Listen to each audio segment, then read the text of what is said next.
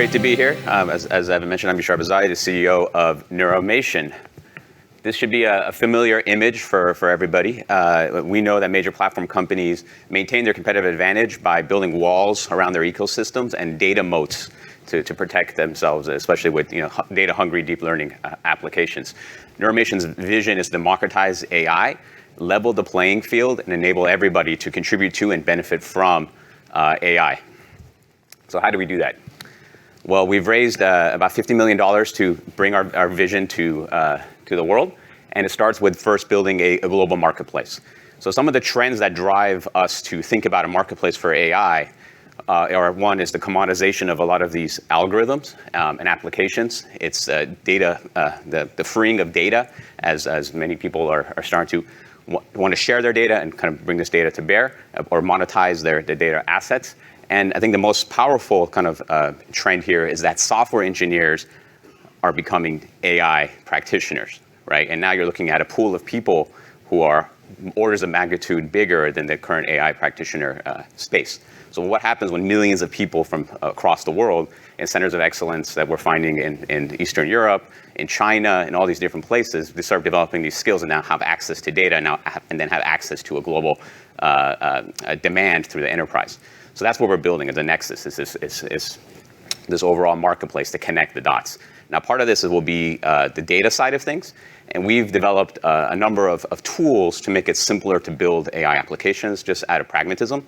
It's hard to get data sometimes for some of these applications. I'll talk about this a little bit more in detail. So whether it's open source data, proprietary data, individuals' data, or synthetic data, we allow that to be in our platform, integrated in a simple way, and connected with the overall model development system and AI developers to streamline overall development.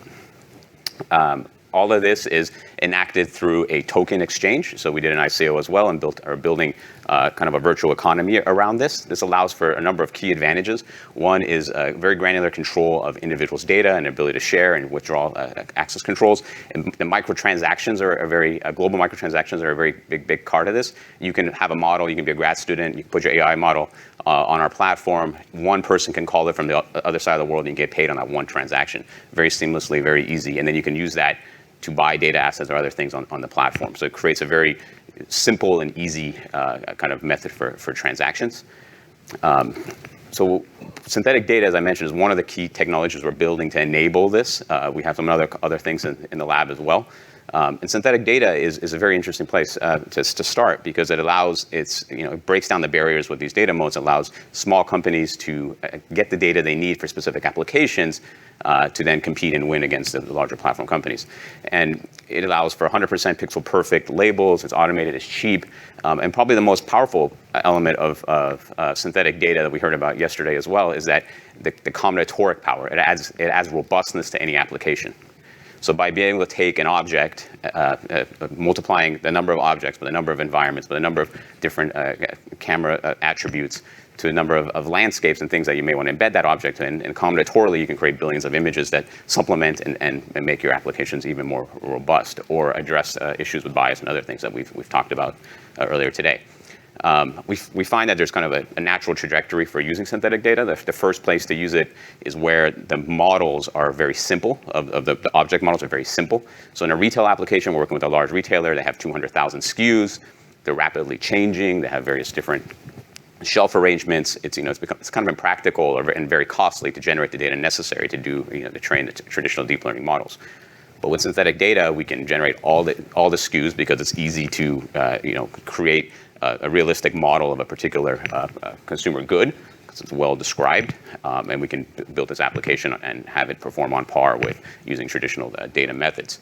The next kind of evolution of synthetic data will be around simulation environments. We heard a little bit about that yesterday with the talk from Josh from OpenAI.